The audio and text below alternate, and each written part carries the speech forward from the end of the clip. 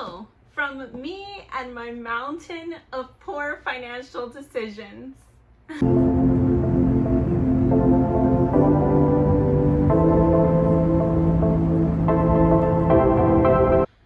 Hi, this is book haul. I'm literally sweating from compiling these giant piles all over my bedroom. Anyways, these are all the books that I have somehow managed to purchase in 2024 thus far. So this book haul compiles January, February, March, April, and May. Keep in mind, this is me on a book buying ban. Woohoo! Yeah. Anyways, we're taking it seriously now, okay? I don't think I've purchased a book in the entire month of May. I could be wrong about that. Anyways, I'm gonna go through and talk about some general books, and then I have some book subscription box special editions, and then I have other special editions that I've purchased. So there's a lot of books here, as you can tell. We're just gonna get started, and I'm gonna count them at the end to see if I have read more books this year or purchased more books this year. So if you're curious, stay tuned. Because I'm kind of upset with myself because my goal this year was to finish reading my entire physical TBR, and I only started the year with 35 unread books. So I'm really upset that I've gotten this many because I could be up to like 4 books by now or something, maybe even less, if I just, you know, curbed this problem that I have. Okay, so we have Rhapsodic by Laura Thalassa. This is a dark romance about a girl who makes a deal with someone called the Bargainer, and he is like a dark person, you know, he's not a person you want to be making deals with, but she made one. And then romance. The True Love Experiment by Christina Lauren is something about a television show where the executive makes a TV show about a famous romance author, and she's supposed to fall in love with someone in the show, but then she ends up falling in love with him, which is a problem for the TV show. Dun dun dun. Check and Mate by Ali Hazelwood. This is the Barnes & Noble exclusive edition, so it has like foil on the cover, you could probably see. I don't know what this is about. 2 kids who play chess, and it honestly made me really uncomfortable because they were too young for some of the situations in here. Fried by Ali Hazelwood, also the Barnes & Noble exclusive edition with foil on the cover. Where? Oh, it's like the fox and these little like flowers and stuff. They're like foily. Anyways, this is a vampire and a werewolf who fall in love. This book semi-broke the internet earlier this year. It was really good.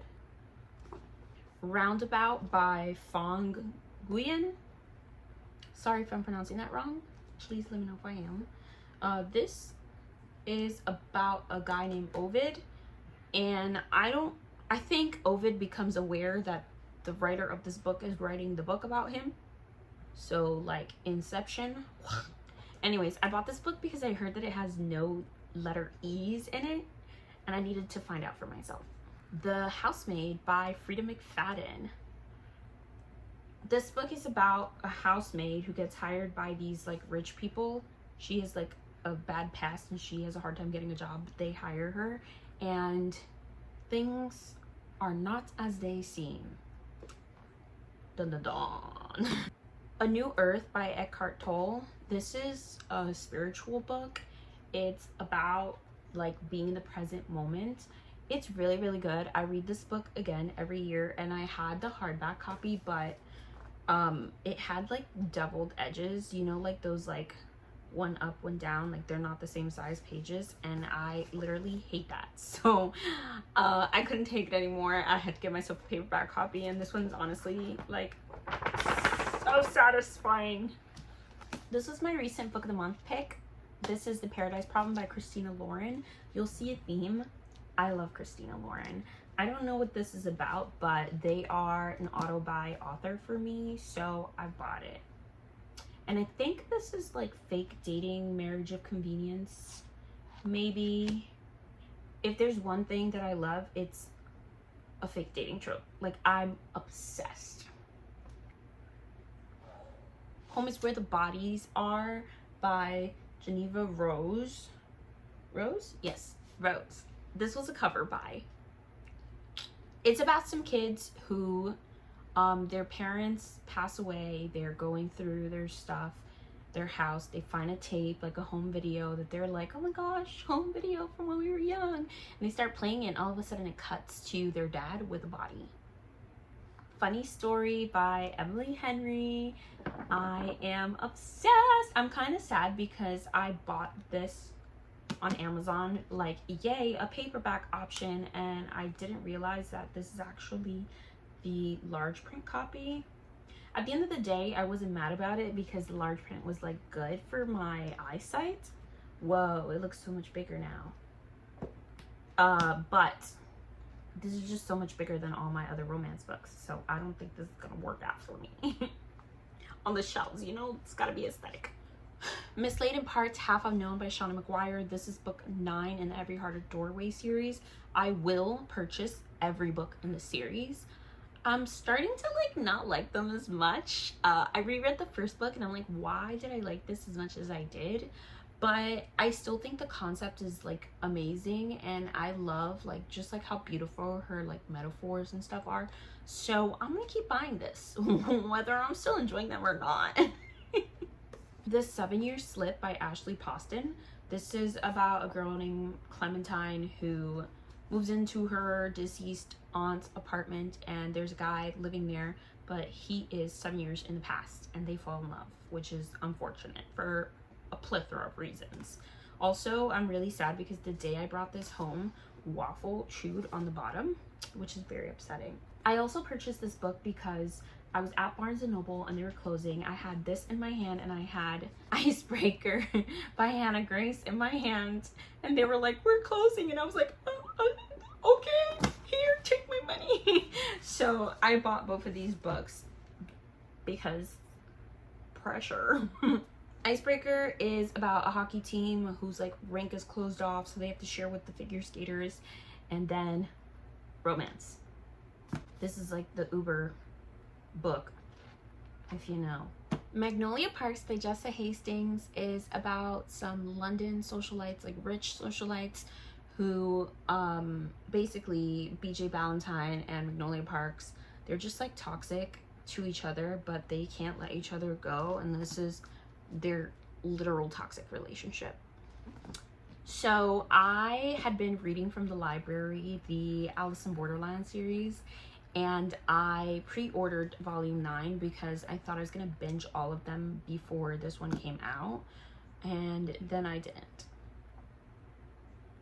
So I was on volume 4 and I realized I love these and I'm gonna buy them all. So I purchased volume 5, read volume 5, and I have not purchased the ones in between, but I need to. So I have volumes 5 and 9 randomly and no other volume in my house.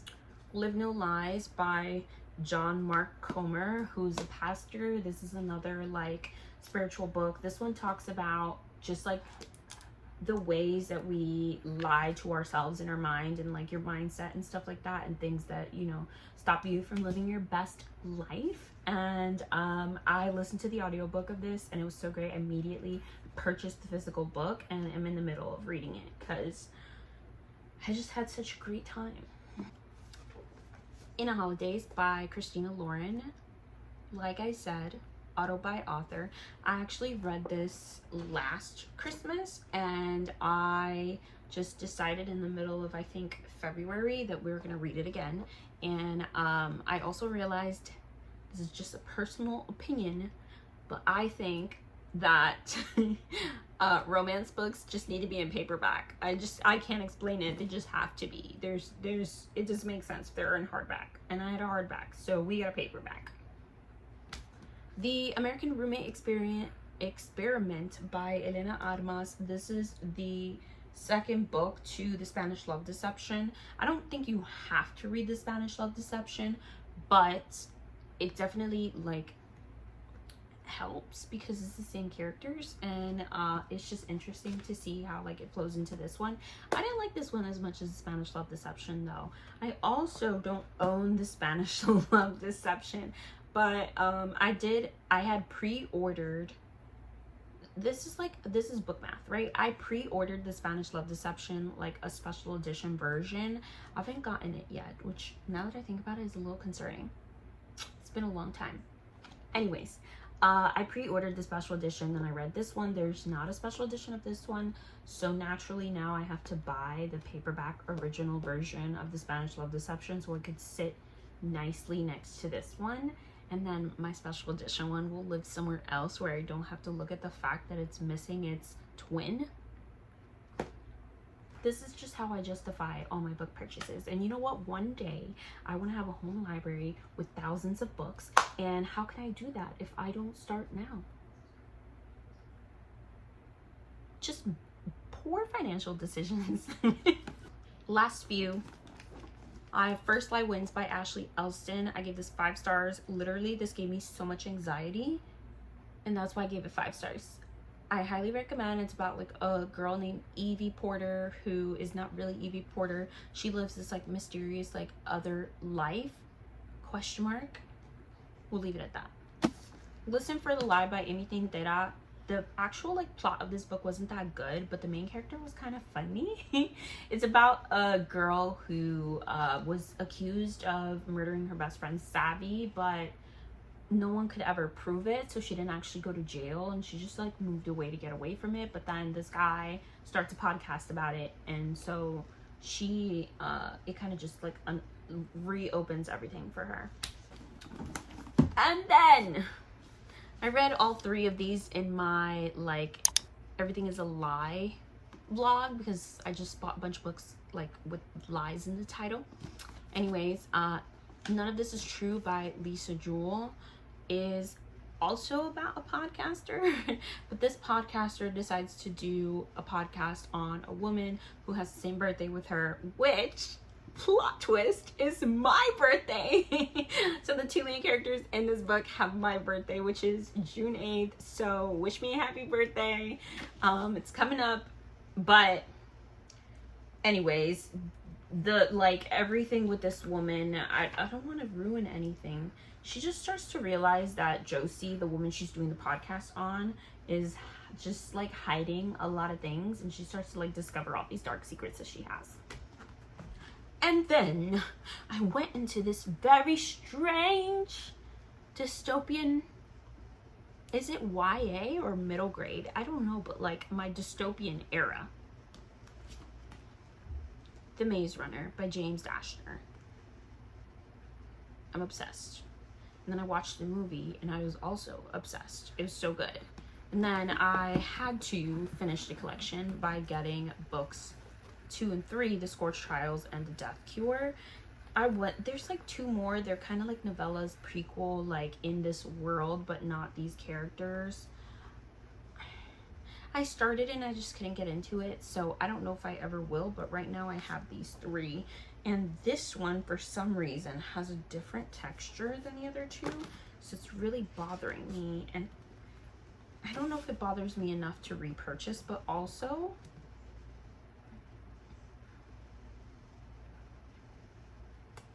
yeah.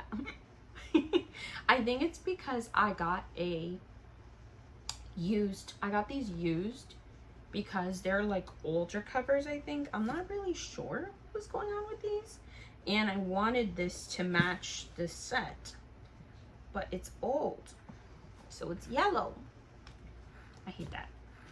But speaking of my dystopian era, let's go into special edition books that I purchased outside of subscription boxes.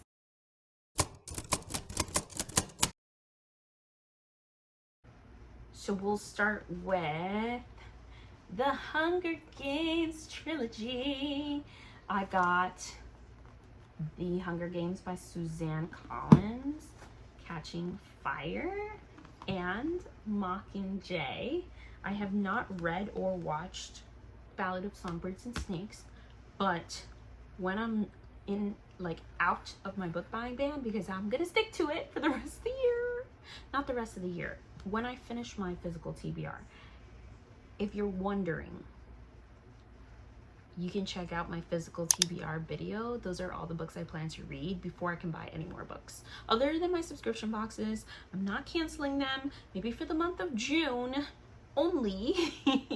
And then after June, I'm trying to finish my physical TBR by the end of June, and then we will purchase some more books. Anyways, how did I get into this topic? I don't know. The Hunger Games. These are a, like, I think it was like a 10th anniversary special edition set or something like that. I don't know, but they were pretty, so I got them. It's kind of like my aesthetic. White with a pop of color. It's like my whole life. I have Tomorrow and Tomorrow and Tomorrow by Gabrielle Zevin. This is the Fairy Loot exclusive edition. And honestly, I thought that this book was going to get canceled because the author got canceled, but it didn't.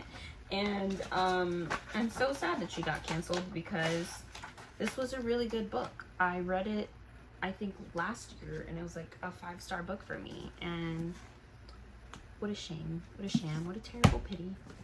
I have these Fairy Loot exclusive editions of Legends and Lattes and Bookshops and Bone Dust. And honestly, I have no idea what any of this has to do with these books, but they're pretty.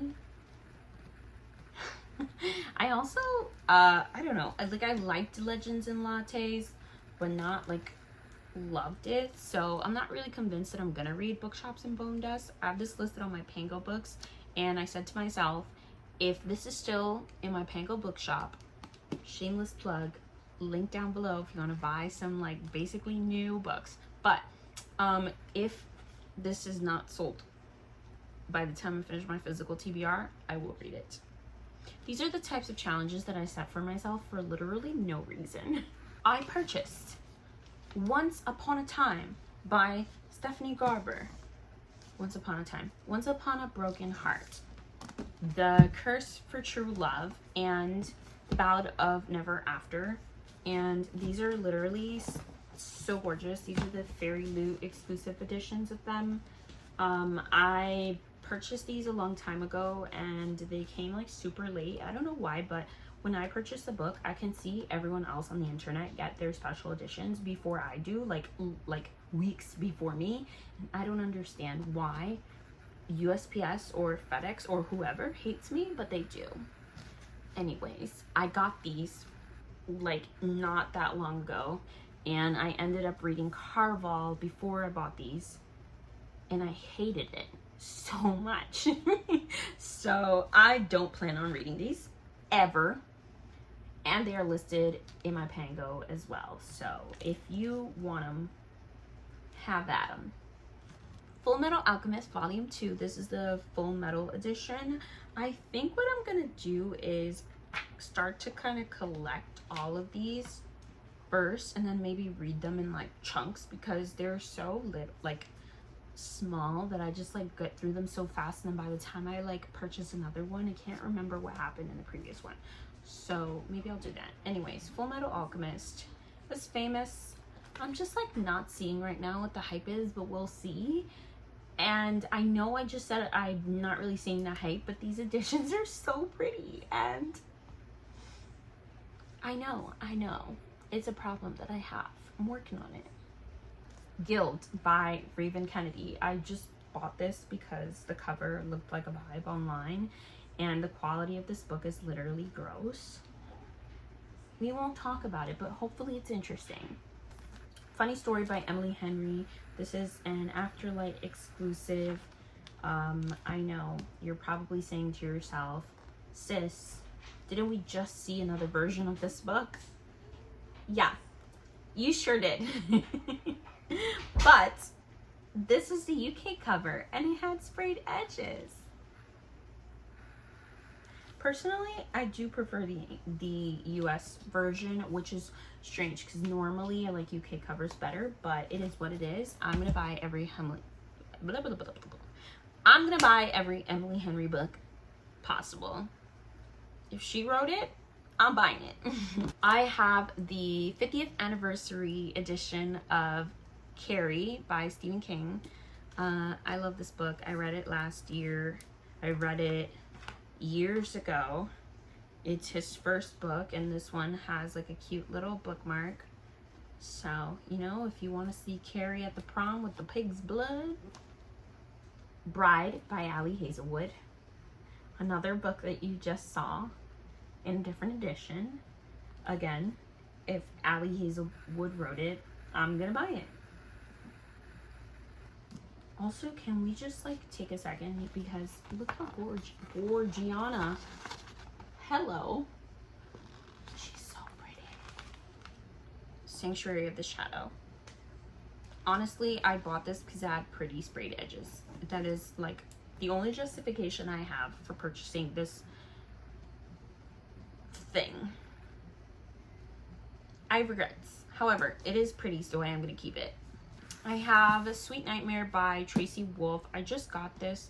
I think I'm going to listen to the audio again. I think I got this because it had sprayed edges. I don't know why I would buy a book with just plain red sprayed edges. Maybe I actually read the synopsis and liked it. I can't tell you my thought process, but this just showed up at my house one day. I'm not even 100% convinced that I actually ordered it. Anyways, I can't remember what it's about. I think like some magical like school or something.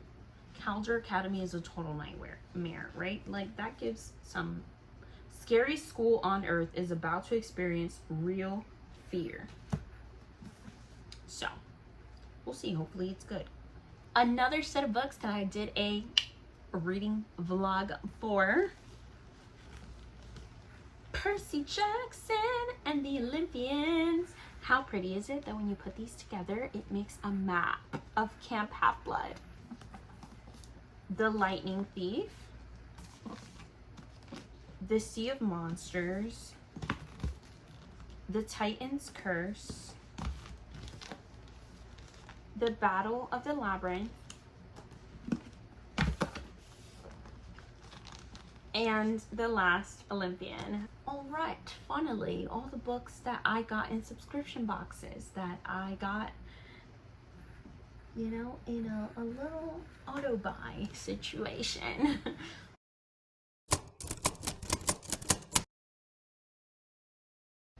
So it looks like based on the order of this stack that we're gonna start with Fairy Loot. So I first have A Fate Inked in Blood by Daniel L. Jensen, the Fairy Loot edition. A Feather So Black by Lyra Celine. I literally just finished this right before filming this video. Also, I did, like, this had a reversible dust jacket. So this is what it actually looked like. It's very pretty. It's beautiful, but I just really loved this cover. So that's what I left it as, which I've literally never done before, but we did that now. Evocation by S.T. Gibson, also the Fairy Loot edition. So pretty. I can't read. A Fragile Enchantment by Alison Saft, also in the middle of this book. I read like 10 books at a time, so. The Crimson Moth by Kristen Ciccarella. Ooh, ha. A Tempest of Tea by Hafsa Faisal. Look at that. This is like one of the prettiest books that I've gotten this year. Darker by Four by June Clatan. June C.L. Tan. So pretty. This is their YA book from last month. And the January pick from Fairy Loot, The City of Stardust by Georgia Summers. Also very pretty, but I did not enjoy this book, not even a little bit. Okay, I just got off the Evernight waitlist, and I actually don't think I'm going to keep this subscription, but first book I got was The Murder Road by St. Gibson. Why was I going to say that? Simone St. James. I gave one of her books 2.5 stars and the other one 5. So this is gonna be a tiebreaker on whether I ever read any of her books again. But this is Murder Road by her, and this is also really gorgeous. Like, I'm obsessed. Moving on to Afterlight, I have At First Spite by Olivia Dade. So cute. This was the January Afterlight book. In February, we got Fangirl Down by Tessa Bailey. This is the first and probably last Tessa Bailey book I'll ever read. This one was fine, but I didn't like any other Tessa Bailey book that I've read, so The Kiss Countdown by Etta Easton. Just finished this one in a recent vlog. Moving on to like the regular Illumicrate books that I get in my box. This is Voyage of the Damned by Frances White. I also have this listed on my Pango books, so if you want to read it, this could be yours, because I don't want it. It is pretty though. Take Cage of God by Elizabeth May. Literally the prettiest sprayed edges I've ever received. This was also a book that at first I thought I was going to DNF it, but it's getting a little bit more interesting, like 5 chapters in, so we're gonna give it a chance. We'll see. Fathom Folk by Eliza Chan. This book is gorgeous, seemed interesting, but like I couldn't with the writing style, so also have this listed on my Pango, but it's pretty. And the last book, finally, my back hurts so bad, is To Gaze Upon Wicked Gods by Molly X. Chang. Also in the wrapping, because I just don't think that this is a book that I will read. But, you know, what can we say? She's alright. Anyways, y'all, we are praying that I actually stick to my book buying ban for the rest of the month or until I finish my physical TBR. Let's hope. So, you know, if you made it this far, leave like the fingers crossed emoji or a praying emoji, something to keep me motivated on this book buying ban. If you enjoyed this, hit that like button. If you want to be part of the family, hit that subscribe button. I will see you all when I see you next. Bye!